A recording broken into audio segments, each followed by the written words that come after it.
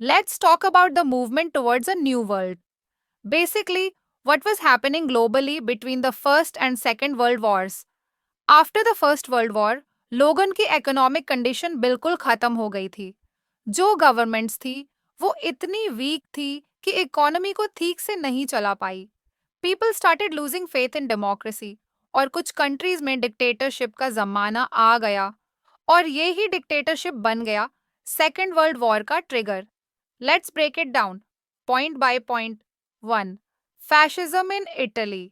Italy first world war में जीतने वालों के साइड में थी, लेकिन एंड में उनको एक्सपेक्टेड टेरिटरीज नहीं मिले। सोच के देखो, इतनी जान मालों की सैक्रिफाइस के बाद भी इटली को इग्नोर किया गया। लोग गुस्से से भर गए।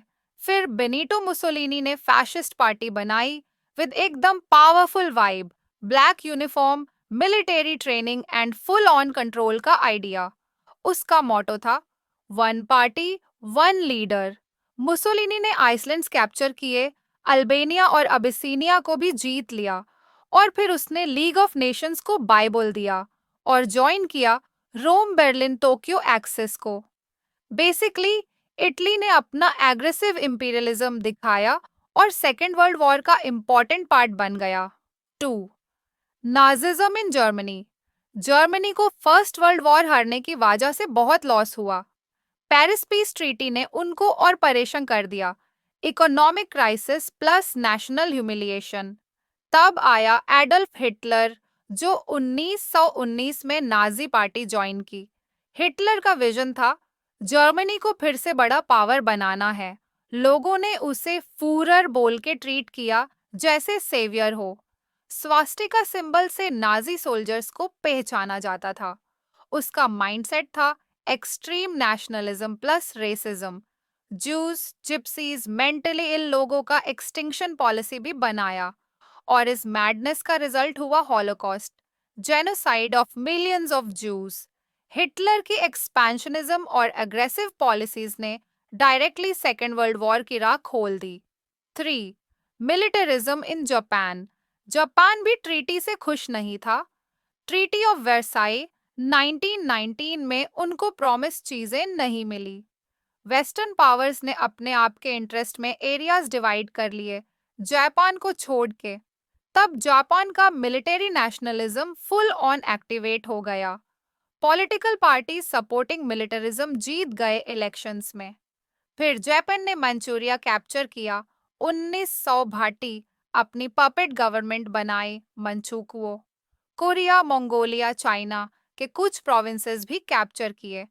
जापान ने जर्मनी और इटली के साथ अलायंस बनाया और 1930 में लीग ऑफ नेशंस को भी बाय बोल दिया। 4, ग्लोबल डिप्रेशन 1929 टू 1932। लोग सोच रहे थे फर्स्ट वर्ल्ड वॉर खत्म, वर्ल्ड की प्रॉब्लम्स भी खत्म होगी, पर ऐसा बिल्कुल नहीं हुआ। Suddenly wall street stock market crash कर गया 24 अक्टूबर 1929। इसको बोला गया वॉल स्ट्रीट क्राइसिस। बहुत बड़ी इकोनॉमिक क्राइसिस शुरू हो गई, great global depression. Super powers भी अफेक्टेड। इवन ब्रिटेन और अमेरिका को अपनी पॉलिसीज टाइट करनी पड़ी। ट्रेड और इंडस्ट्री बिल्कुल डाउन हो गई। ग्लोबल ट्रेड हाफ हो गया और इसी केओस में सेकेंड वर्ल्ड वॉर का प्लान सेट होने लगा। Causes of World War II.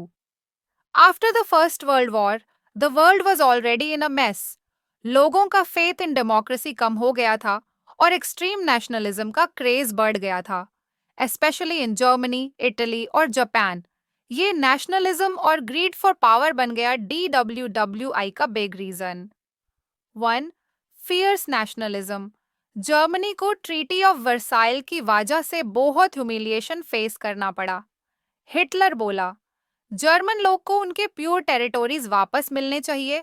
इसी वाइब में ऑस्ट्रिया और चेकोस्लोवाकिया को कैप्चर कर लिया। इटली भी फ्रस्ट्रेटेड थी। मुसोलिनी ने फाशिस्ट नेशनलिज्म को प्रमोट किया। जापान भी एग्रेसिवली अपने एम्पायर को एक्सपैंड कर रहा था। Basically world peace was on fire. Second groupism. लोग सोच रहे थे better safe than sorry. France ने बेल्जियम, पोलैंड, रोमेनिया चेकोस्लोवाकिया के साथ ट्रीटी कर ली। इटली ने अपने ग्रुप बनाया, युगोस्लाविया, रोमेनिया, ग्रीस और अदर्स के साथ। और फिर रोम बर्लिन टोक्यो एक्सिस बन गया, with Germany, Italy, Japan in full squad mode. On the other hand, England और फ्रांस ने अपने डेमोक्रेटिक ग्रुप बनाया। प्योर एटमॉस्फेयर में बस फियर और सस्पिशन का माहौल बन गया। 3. मिलिटेरिज्म।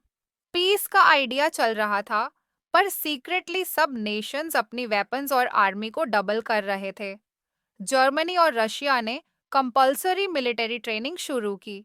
जापान भी अपने आर्मी को फुल पावर में ले आया। और जब तक वेपन्स और आर्मी स्ट्रांग होती गई, वॉर इनेविटेबल लगने लगा। 4. Failure of the league of Nations. League of Nations बनाया गया था वर्ल्ड पीस मेंटेन करने के लिए, पर गेस व्हाट, उसका कोई रियल पावर नहीं था, कोई आर्मी नहीं, और नेशंस को फोर्स करने का अथॉरिटी भी नहीं था। रशिया, जर्मनी, इटली, जापान सबने लीग को इग्नोर कर दिया। लीग सिर्फ देखती रही और ग्रीड ऑफ पावर ग्रो होती गई। ये बिगेस्ट फेल था पीस का। 5th treaty of Versailles. End of डब्ल्यूजीओई में जर्मनी को ब्लेम किया गया। उससे 6.5 बिलियन पाउंड फाइन देना पड़ा और इम्पोर्टेंट टेरिटरीज छीन लिए गए। हिटलर बोला, ये ट्रीटी सिर्फ एक यूजलेस पीस ऑफ पेपर है। इसी ट्रीटी ने जर्मनी और जापान को और फ्रस्ट्रेटेड और अग्रेसिव बना दिया। सीधा सेकेंड वर्ल्ड वॉर का सीड प्लांट हो गया। 6. Hitler's imperial ambition. हिटलर का मैं गोल था जर्मनी को सुपर पावर बना के दिखाना।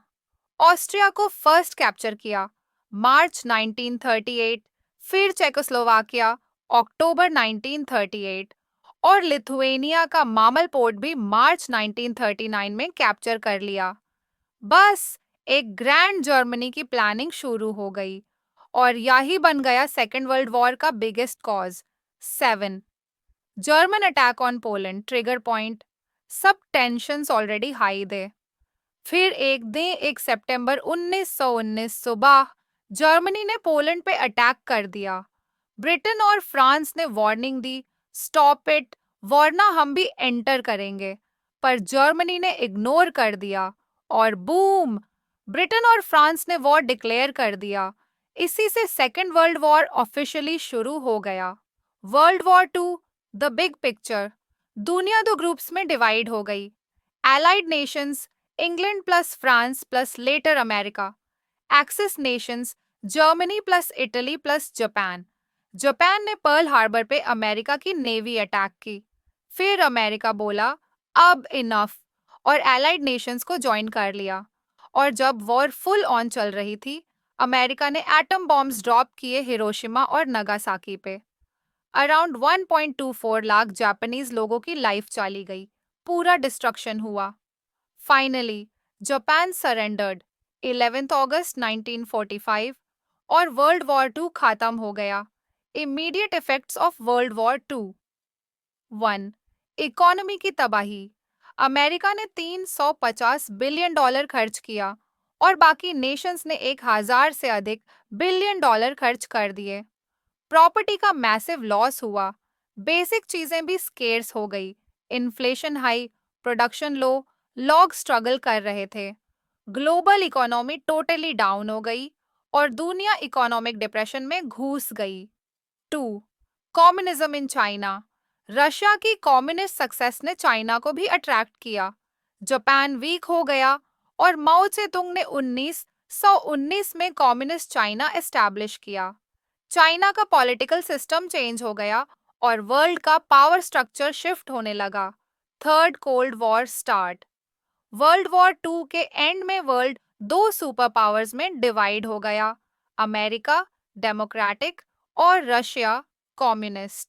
वॉर के टाइम दोनों दोस्त थे, पर बाद में आइडियोलॉजिकल डिफरेंसेस की वजह से बीफ हो गई और इस राइवलरी को बोला गया cold war. Third world war होने का टेंशन भी बन गया, पर लकीली अब तक नहीं हुआ। सो सिंपल वर्ड्स में, सेकेंड वर्ल्ड वॉर का रीजन था extreme nationalism, groupism, militarism, unfair treaties, greed for power और total failure of peace systems. और इसका इफेक्ट था दुनिया का पॉलिटिकल और इकोनॉमिक स्ट्रक्चर टोटली शेक होना। After the first world war peace maintain करने के लिए लीग ऑफ नेशंस बनाया गया था, पर guess what, it failed because second world war happened, so world needed something stronger. Enter the United Nations, UN, a super powerful international organization made to keep the world chill and peaceful. UN का में goal world peace, human rights, economic development और global cooperation को promote करना। Fun fact, UN का headquarters New York में है और अभी 123 कंट्रीज इसके मेंबर हैं। How it all started, during world war two American president Roosevelt ने 4 फ्रीडम अनाउंसमेंट्स किए। Freedom of speech and thought, freedom of religion, economic freedom, freedom from fear. फिर रूजवेल्ट और ब्रिटिश पीएम चर्चिल ने मिलकर Atlantic agreement बनाया on a ship in the Atlantic ocean. इसमें लिखा था हर नेशन की फ्रीडम और सॉवरेंटी का रिस्पेक्ट, पीस, डिसआर्मामेंट और वेलफेयर का प्रॉमिस। फिर मॉस्को डेक्लेरेशन, तेहरान कॉन्फ्रेंस और वॉशिंगटन अग्रीमेंट आए। Finally on 24 October 1945 51 member Nations ने यूनाइटेड नेशंस ऑफिशियली बना दिया। इंडिया भी फाउंडिंग मेंबर है। तब से हर साल 24 अक्टूबर को यूनाइटेड नेशंस डे सेलिब्रेट किया जाता है। 6 important organs of United Nations. 1. General assembly, largest body है। हर कंट्री अपने 5 रिप्रेजेंटेटिव्स भेज सकती है। वोट्स इंपॉर्टेंट होते हैं। हर कंट्री को एक वोट। डिस्कस करता है वर्ल्ड प्रॉब्लम्स, बजट्स अप्रूव करता है और सॉल्यूशंस सजेस्ट करता है। Second, security council, most powerful body है। 5 permanent members, USA, Britain, France, Russia, China और 10 टेम्पररी मेंबर्स जो 2 साल के लिए इलेक्ट होते हैं। It mainly handles conflict and maintain world peace. और हाँ, वेटो पावर भी यही मिलती है। अगर कोई परमानेंट मेंबर नहीं चाहता, डिसीजन नहीं होता। रशिया ने ये पावर सबसे ज्यादा यूज की है। इकोनॉमिक एंड सोशल काउंसिल, चौथा मेंबर्स का council. Aim, global standard of living को इम्प्रूव करना without bias of caste, religion, region. इसके इम्पॉर्टेंट सब ऑर्ग्स, WHO हेल्थ इम्प्रूव करने के लिए, IMF फाइनेंशियल स्टेबिलिटी के लिए, FAO एग्रीकल्चर, फॉरेस्ट्री और फिशरीज को बूस्ट देने के लिए, ILO वर्कर्स के राइट्स प्रोटेक्ट करने के लिए, यूनिसेफ बच्चों के लिए हेल्थ, फूड और एजुकेशन स्कीम्स रन करता है, यूनेस्को एजुकेशन, साइंस और कल्चर को प्रमोट करता है world wide. Fourth, trusteeship council focus करता है नेशंस जो अभी तक इंडिपेंडेंट नहीं हुए, उनके सोशल, इकोनॉमिक और पॉलिटिकल डेवलपमेंट को मॉनिटर करता है। Fifth, international court of justice, ICJ, headquarters in Hague, Netherlands. 15 जजेस अपॉइंटेड फॉर 9 years। नेशंस के बीच डिस्प्यूट सॉल्व करता है और इंटरनेशनल लॉज के अकॉर्डिंग डिसीजंस देता है। 6. सेक्रेटेरिएट, यूएन का में ऑफिस है जहां सेक्रेटरी जनरल काम करता है। सेक्रेटरी जनरल को जनरल असेंबली अपॉइंट करता है 5 साल के टर्म के लिए। यहाँ काम करते हैं असिस्टेंट्स, ट्रांसलेटर्स और experts to help global functioning. In short, United Nations is like the world's big family, trying to keep things cool, peaceful, and united. From solving disputes to improving health, education, economy, और ensuring human rights, UN का काम है world को एक safe और fair place बनाना।